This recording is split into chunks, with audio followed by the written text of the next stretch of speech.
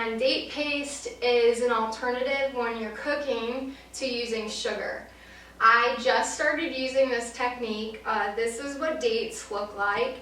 They're kind of crazy looking, but this is a dried fruit and it is super sweet. So what we're going to do today, which is really easy, is we've soaked dates for about 1 hour in water, and then all you do is grind them up and it makes this crazy looking paste structure. Just scoop these dates into the blender. Now, depending on what recipe you're making is how thick you're going to want this paste. So let's say you're making cookies or something like that, you want it to be less watery.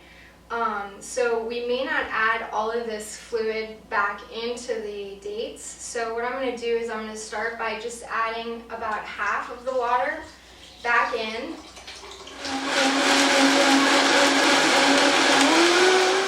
That's all you have to do. Any recipe that calls for any sort of refined sugar, you can actually use this paste as a substitute. So depending on how sweet you like things, you can do an even substitution. So if it's 1 cup of sugar, use 1 cup of this, but you may need to add a little more dry flour or whatever your dry good may be. The reason why we want to use date paste over a refined sugar is that when you consume sugar, it's easily absorbed into your bloodstream.